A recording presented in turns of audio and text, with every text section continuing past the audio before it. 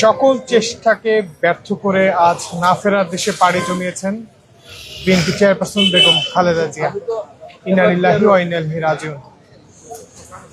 তার আজকের যেই মৃত্যুর ঘটনা সেটি আমরা সকালবেলায় নিশ্চিত হয়েছি। তাছাড়া আমরা নানা বিষয়ে কথা বলবো, তার শারীরিক অবস্থা সহ কিভাবে তিনি এই হাসপাতালে এলেন সকল বিষয়ে আলোচনা করব। এই আলোচনায় আমাদের সঙ্গে যুক্ত হয়েছেন বাংলা নিউজের হেড অফ ডিজিটাল জাকারিয়া ইবনে ইউসুফ। আমরা তার সঙ্গে কথা বলবো। বেগম খালেদার মৃত্যুর সংবাদটি আজকে যেটি এখন আসলে আমরা জানতে পারছি, সেটি কখন নাগাদ আসলে জানা গিয়েছে? প্রথমেই আসলে বাংলা নিউজের পক্ষ থেকে বা আমাদের লাইভের আমাদের পক্ষ থেকে আমরা শোক জ্ঞাপন করছি এবং সেই সঙ্গে মরহুম সাবেক প্রধানমন্ত্রী বিএনপি চেয়ারপারসন খালেদা জিয়ার আত্মার মাগফিরাত কামনা করছি। আল্লাহ তাকে জান্নাতবাসী করুন। আজ ভোর 6টার দিকে, আনুমানিক 6টার দিকে আমরা বিএনপির মিডিয়া সেলের পক্ষ থেকে জানতে পারি যে সাবেক প্রধানমন্ত্রী বেগম খালেদা জিয়া পরলোক ত্যাগ করেছেন এবং এরপরই আমরা বিভিন্ন গণমাধ্যমে, বিশেষ করে আমরা সালাউদ্দিন আহমেদের বক্তব্য বিভিন্ন গণমাধ্যমে দেখতে পেয়েছি যে সালাউদ্দিন আহমেদকে 6:30টার দিকে ফোন করেছিলেন তারেক রহমান, ফোন করে জানিয়েছেন যে খালেদা জিয়া মারা গিয়েছেন। এবং তার আগে যদি আমি আপনাদের জানাই যে গতকাল রাত 2টার পরেই কিন্তু এখানে প্রেস ব্রিফিং হয়। তখন প্রেস ব্রিফিং করেন খালেদা জিয়ার ব্যক্তিগত চিকিৎসক এবং বিএনপির স্থায়ী কমিটির সদস্য এজেডএম জাহিদ হোসেন।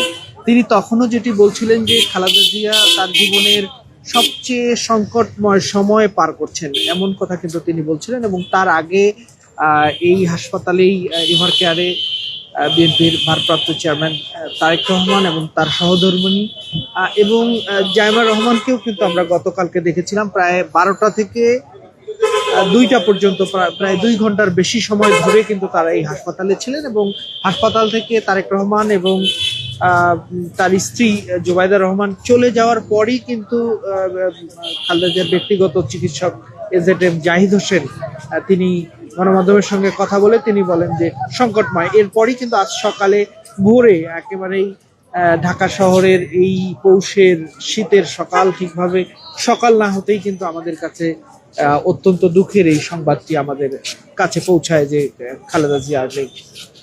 জি, আপনি যেমনটি বলছেন আমরা ঠিক তেমনটি শুনেছি। তাছাড়াও এখন পর্যন্ত বিএনপির পক্ষ থেকে আনুষ্ঠানিকভাবে কোনো ধরনের ঘোষণা বা কোনো কর্মসূচি ঘোষণা করা হয়েছে বলে কি না আপনি জানেন? খালেদা জিয়া মৃত্যুর পরেই কিন্তু আমরা দেখেছি যে বিএনপির সকল পর্যায়ের স্থায়ী কমিটির সদস্যরা কিন্তু বিএনপি মহাসচিব মির্জা ফখরুল ইসলাম আলমগীর, রুহুল কবির রিজভী সহ স্থায়ী কমিটির অনেক সদস্য কিন্তু সকাল 9টার মধ্যেই, 8:30-9টার মধ্যেই কিন্তু এভার কেয়ার হাসপাতালের যে কনফারেন্স রুম রয়েছে সেই কনফারেন্স রুমে আসেন এবং তখন তাৎক্ষণিকভাবে 7 দিনের একটি কর্মসূচি ঘোষণা করেছে বিএনপি এবং বলছে যে এই 7 দিন বিএনপির সকল কেন্দ্রীয় কার্যালয় সহ জেলা উপজেলার সকল কার্যালয়ে তারা কালো পতাকা উত্তোলন করবে এবং সেই সঙ্গে কালো ব্যাজ ধারণ করবে এবং প্রত্যেক কার্যালয়ে শোক বই রাখা হবে। খালেদা জিয়ারকে স্মরণ করে কেউ যদি কোনো শোক প্রকাশ করতে চান সেই শোক বই রাখা হবে। এই 7 দিনের একটি কর্মসূচি বিএনপির পক্ষ থেকে ঘোষণা করা হয়েছে। আমরা দেখতে পাচ্ছি যে ইতোমধ্যেই এই খবরটি যখন চাউর হয় যে খালেদা জিয়া শেষ নিঃশ্বাস ত্যাগ করেছেন, তারপরে কিন্তু এই এভার কেয়ারের সামনে আমরা দেখতে পাচ্ছি বিভিন্ন পর্যায়ের নেতাকর্মী, সাধারণ মানুষ যারা খালেদা জিয়াকে ভালোবাসেন। খালেদা জিয়াকে আপনি জানেন যে বলা হয় দেশ নেত্রী, খালেদা জিয়াকে বলা হয় আপোষহীন নেত্রী। তিনি কখনোই কোনো অন্যায়ের সঙ্গে আপোষ করেননি। দেশের প্রশ্নে, দেশ মাতৃকার প্রশ্নে তিনি কখনোই আপোষ করেননি। এই আপোষহীন নেত্রীর বিদায়ে ইতোমধ্যেই শোকে কাতর পুরো দেশ। আমরা সেই শোকের আবহ দেখতে পাচ্ছি এভার কেয়ারের সামনেও বিভিন্ন পর্যায়ের যারা নেতাকর্মীরা আসছেন তাদের চোখে পানি, তারা খালেদা জিয়াকে স্মরণ করছেন, শ্রদ্ধা ভালোবাসায় খালেদা জিয়াকে স্মরণ করছেন। এখন পর্যন্ত সরকারের পক্ষ থেকে কোনো ধরনের ঘোষণা এসেছে কি?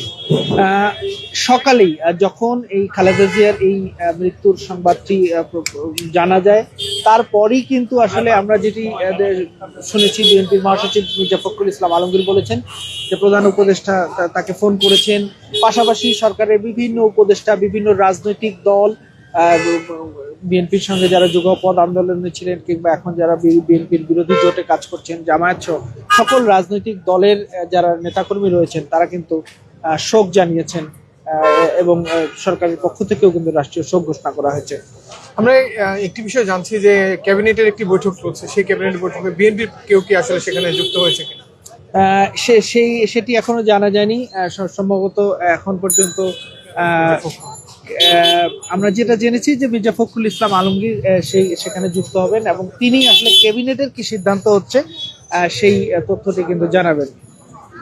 আজকে দুপুর 12:30টায় আসলে তাদের একটি আনুষ্ঠানিক বৈঠক হওয়ার কথা রয়েছে। বৈঠক শেষে স্থায়ী কমিটি বৈঠক শেষে হয়তো তারা আনুষ্ঠানিক ভাবেই জানাবে যে কালকে কখন জানা যাবে। এই যে বিএনপি চেয়ারপারসন বেগম খালেদা জিয়ার আজকে ইন্তেকাল হলো, আমরা দেখছি যে হাজার হাজার মানুষ আসছে, তারা অনেকে কান্নায় ভেঙে পড়ছে।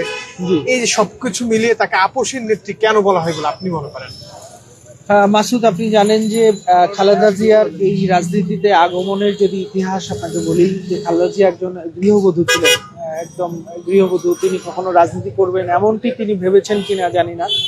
তিনি কিন্তু একজন পাকিস্তানি ক্যাপ্টেনকে বিয়ে করছিলেন, জিয়াউর রহমানকে বিয়ে করেছিলেন। এরপরে ঘটনার প্রেক্ষাপটে জিয়াউর রহমান বাংলাদেশের রাজনীতিতে আসেন এবং ৮০ সালের পর ৮১ সালের দিকে তিনি যখন মারা যান, তখন কিন্তু একটা কি বলা যায়, এক মানুষের দাবির মুখে আসলে তিনি বিএনপির সদস্যপদ গ্রহণ করেন। এরপরে স্বৈরাচার বিরোধী আন্দোলনে তিনি কিন্তু সামনে থেকে নেতৃত্ব দিয়েছেন। এরপরে তিনি সে সময় মূলত আপসহীন নেত্রীর যে খেতাব সেটি কিন্তু পান। তিনি কোনো কিছুর সঙ্গে আপোষ করেননি। জেল জুলুম নানা ধরনের তাকে হুমকি ধামকি দেওয়া হয়েছে, তাকে অত্যাচার জুলুম করা হয়েছে, তিনি কখনোই আপোষ করেননি দেশের প্রশ্নে এবং দেশের মানুষের প্রশ্নে। এরপরে 91 সালে তিনি যখন প্রথম বলা হয় যে 91 সালের নির্বাচনটিকে বলা হয় যে বাংলাদেশের বিশুদ্ধতম নির্বাচন, সেই নির্বাচনে সাধারণ মানুষের ভোটে একেবারেই যিনি কখনোই কোনো রাজনীতির সাথে সম্পৃক্ত ছিলেন না, সেই মানুষটি যার ঘরে দুটো সন্তান রয়েছে, এতিম সন্তান রয়েছে, তারেক রহমান এবং পপু, সেই দুটো বাচ্চাকে নিয়ে যে এক গৃহবধূ থেকে এক রাজনীতিবিদ হয়ে ওঠার যে সংগ্রাম, সেই সংগ্রামটিকে কিন্তু তিনি ভালোভাবে মোকাবেলা করেছেন, সেই সংগ্রামে জয়ী হয়েছেন, যার প্রমাণ পাওয়া যায় 91 সালের জাতীয় নির্বাচনে তিনি কিন্তু প্রধানমন্ত্রী হন।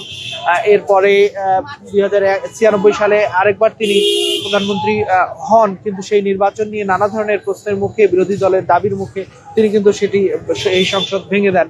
এরপর 2001 সালে তিনি কিন্তু আবারও সাধারণ মানুষের ভোটে বাংলাদেশের প্রধানমন্ত্রী নির্বাচিত হন, বাংলাদেশের তিনবারের প্রধানমন্ত্রী নির্বাচন হন। এরপর 2008-09 সালের যে নির্বাচন, সেটিতে নানা ধরনের ষড়যন্ত্রের মধ্য দিয়ে কিন্তু বিএনপির রাজনীতিকে কিন্তু শেষ করে দেওয়ার এক ধরনের ষড়যন্ত্র হয়। তাকে নানা ধরনের আপনি জানেন যে 2008 সালে তারেক রহমানকে কিন্তু একেবারেই মুমূর্ষ অবস্থায় দেশের বাইরে পাঠানো হয়, তিনি কিন্তু লন্ডনে আশ্রয় নেন। এরপরে তিনি তার ছোট ছেলে আরাফাত রহমান কোকোকে হারান। এরপরে আমি যদি বলি যে তাকে কিন্তু তার যে ক্যান্টনমেন্টে জিয়াউর রহমানের যে বাড়িতে তার স্মৃতি রয়েছে, সেই বাড়ি থেকে তাকে উচ্ছেদ করা হয়। এই যে নানা ঘটনা প্রবাহ, তাকে যে বলা হয় যে একটু বহুল আলোচিত মামলা, যে মামলায় তিনি খালাস পেয়েছেন, যে এতিমের টাকা আত্মসাতের একটি মামলা, অথচ সেই টাকা কিন্তু দ্বিগুণ হয়ে যায়। এই যে নানাভাবে তাকে নিপীড়ন, নিষ্পেষণ, তাকে জেলে পাঠানো হয় এবং বিএনপির একটি অংশ দাবি করে যে খালেদা জিয়াকে স্লো পয়জনিং দেওয়া হয়েছে। এমন ধরনের কথার মুখেও তাকে কিন্তু অনেকবার অফার করা হয়েছিল যে আপনি দেশের বাইরে চলে যান, তিনি কিন্তু প্রতিবার বলেছেন যে আমি এই দেশ ছেড়ে যাব না, দেশের মাটি ছেড়ে আমি কোথাও, আমার ঠিকানা নেই। দেশের মানুষকে তিনি ভালোবেসে কিন্তু প্রতিবারই কিন্তু এই বাংলার মাটি আঁকড়ে ধরেছিলেন এবং গণতন্ত্রের যে মশাল, সেই গণতন্ত্রের মশালটা কিন্তু তিনি জ্বালিয়ে রেখেছেন। এবং শেষ পর্যন্ত খালেদা জিয়ার এই আপোষহীন মনোভাব, আমি যদি বলি হেফাজতে ইসলাম যখন ঢাকায় তাদের যে সমাবেশ করে, তখন যাদের উপর এই স্বৈরাচারী শেখ হাসিনার সরকারের যে পেটোয়া বাহিনী, পুলিশ যখন বা অন্যান্য বাহিনী যখন আক্রমণ চালায়, তখনও কিন্তু খালেদা জিয়া দেশের সকল মানুষকে কিন্তু তিনি নামতে বলেছিলেন। এই যে যুগে যুগে নিপীড়িতর পক্ষে কথা বলা, এই নিপীড়িত মানুষের পক্ষে, নির্যাতিত মানুষের পক্ষে কথা বলেই তিনি হয়েছেন আপসহীন নেত্রী। তাকে তিনি দেশের প্রশ্নে আপসহীন থেকেছেন বলেই তাকে বলা হয় দেশ নেত্রী। আপনার কাছে শুনছিলাম যে তার যে রাজনৈতিক জীবন, সেই জীবনের আংশিক আমরা শুনলাম। তার আসলে আজকে যেহেতু তিনি ইন্তেকাল করেছেন, তার জানাজা বিষয়ে আপনি সর্বশেষ কোনো কিছু জানেন? জি মাসুদ, আপনি জানেন যে খালেদা জিয়া 23শে নভেম্বর এই এভার কেয়ার হাসপাতালে ভর্তি হন। সর্বশেষ তিনি যখন অসুস্থ হন, এরপর 23শে নভেম্বরে তিনি ভর্তি হওয়ার পর 27শে নভেম্বর তিনি কিন্তু গুরুতর অসুস্থ হন এবং তখন থেকে তাকে আইসিইউ, সিসিইউ এভাবে তার চিকিৎসা চলছিল এবং ডাক্তারের পক্ষ থেকে বলা হচ্ছিল তিনি চিকিৎসায় রেসপন্স করছেন। এরপর যদি বলি, তাকে বিদেশ নিয়ে যাওয়ার এক উদ্যোগ নেওয়া হয়েছিল, কিন্তু তার শারীরিক কন্ডিশন ভালো না থাকায় তাকে কিন্তু বিদেশ নিয়ে যাওয়া সম্ভব হয়নি এবং সর্বশেষ তিনি কিন্তু আজ সকালে তিনি ইহলোক ত্যাগ করেন। এবং তার আপনি জানেন যে দেশের অভিভাবক বিভিন্ন দল বলছে যে রাজনৈতিক অঙ্গনে যে খালেদা জিয়ার প্রয়াণে যে শূন্য স্থান সৃষ্টি হলো, সেই শূন্য স্থান কিন্তু সহজে পূরণ হবার নয়। এমন আপোষহীন নেত্রী, দেশহীন নেত্রীর জানাজার সময় নিয়ে কিন্তু মানুষের মধ্যে জানার আগ্রহ থাকবে, এটাই স্বাভাবিক। এবং সর্বশেষ যে খবরটি জানা গেছে যে আগামীকাল বাদ-জোহর মানিক মিয়া এভিনিউতে সাবেক প্রধানমন্ত্রী, বিএনপি চেয়ারপারসন বেগম খালেদা জিয়ার যে জানাজা সেটি হওয়ার কথা রয়েছে। এখন পর্যন্ত এই সিদ্ধান্ত রয়েছে এবং তাকে দাফন করার কথা রয়েছে মানিক মিয়া এভিনিউতে, যে সাবেক শহীদ প্রেসিডেন্ট জিয়াউর রহমানের যে সমাধি স্থল রয়েছে, সমাধি স্থলের পাশেই খালেদা জিয়াকে সমাহিত করার কথা এখন পর্যন্ত আমরা জেনেছি। আপনার কাছ থেকে আমি একটু কিছুটা দূরে গিয়ে শুনতে চাই। আমরা দেখেছি যে বেগম খালেদা জিয়ার শারীরিক অবস্থা নিয়ে 2022 সাল পরবর্তী সময় থেকে নানা ধরনের তথ্য ছড়িয়েছে, কিন্তু এবার আসলে আমরা দেখছি যে তার যে শারীরিক অবস্থা সেটি নিয়ে কিন্তু সারা দেশব্যাপী কনসার্ন ছিল। তারা ভাবছিল খালেদা জিয়া সুস্থ হয়ে ফিরবেন, কিন্তু বিগত দিনে আমরা কিন্তু ঠিক এমনটি দেখিনি। আমরা দেখেছি যে তার স্বাস্থ্যগত বিষয় নিয়ে তেমন ধরনের আলোচনা। এবার আসলে কেন তার স্বাস্থ্যগত অবস্থা, পাশাপাশি এই যে সময়টা, এই সময়টাতে তাকে নিয়ে এত বেশি আলোচনা? আপনি জানেন যে 2024 সালে একটি অভূতপূর্ব ঘটনা ঘটেছে এবং ছাত্র জনতার আন্দোলনের মধ্য দিয়ে 17 বছরের যে ফ্যাসিবাদী শাসন, সেই ফ্যাসিবাদী শাসনের পতন হয়েছে এবং এই ফ্যাসিবাদী শাসনের বিরুদ্ধে যে লড়াই, সেই লড়াইটা কিন্তু 2008-9 সাল থেকে জারি রেখেছিলেন খালেদা জিয়া। আজ 30 তারিখ, এই 30 তারিখ কিন্তু তিনি ঘোষণা দিয়েছিলেন মার্চ ফর ডেমোক্রেসি। আপনার মনে আছে নিশ্চয়ই, খালেদা জিয়াকে আটকাতে কিন্তু খালেদা জিয়ার বাড়ির সামনে বালু ট্রাক দেওয়া হয়েছিল, খালেদা জিয়ার গাড়ি বহরে কারণ বাজারে হামলা করা হয়েছিল। এই যে এত হামলার পরও তাকে যখন সাংবাদিকরা জিজ্ঞাসা করলো যে আপনাকে কোনো বাধার সম্মুখীন হয়েছেন কিনা, তিনি বলেছেন আমি কিভাবে কেন বাধার সম্মুখীন হবো, আমার সাথে জনগণ আছে। এই যে খালেদা জিয়ার যে নিবেদন, গণতন্ত্র প্রতিষ্ঠার যে নিবেদন, আপনি জানেন যে 2014 সালে 151টির বেশি আসনে বিনা ভোটে নির্বাচন হয়েছে। 2018 সালে দিনের ভোট রাতে হয়েছে। এই আজকে সেই 30 ডিসেম্বর, অনেকেই সোশ্যাল মিডিয়ায় আপনি দেখবেন যে গায়েবী ভোটের দিন, নানা ধরনের কথা। কিন্তু এরপরে 2024 সালে আমি এবং ডামির নির্বাচন হয়েছে। এই প্রত্যেকটি নির্বাচনের আগে পরে কিন্তু খালেদা জিয়ার যে নেতৃত্ব, বলিষ্ঠ নেতৃত্ব, বিএনপিকে নানাভাবে কোণঠাসা করার চেষ্টা করা হয়েছে, বিএনপি ভাঙার চেষ্টা করা হয়েছে, কিন্তু তিনি সেটি হতে দেননি। দেশের মধ্যে থেকে খালেদা জিয়া যেভাবে শক্তভাবে নেতৃত্ব দিয়েছেন, ঠিক তেমনি লন্ডন থেকে প্রতিনিয়ত আপনি জানেন যে তারেক রহমানের বক্তব্য প্রচারে কিন্তু নিষেধাজ্ঞা দেওয়া হয়, কিন্তু তিনি তৃণমূলের মানুষের সঙ্গে তার যে কথা বলা সেটি অব্যাহত রেখেছেন। এবং সব মিলিয়ে বিএনপি সহ অন্যান্য রাজনৈতিক দল, জামায়াত সহ ছাত্র জনতা সহ সবার আন্দোলনের প্রেক্ষিতে কিন্তু 2024 সালের জুলাই আগস্ট এসেছে।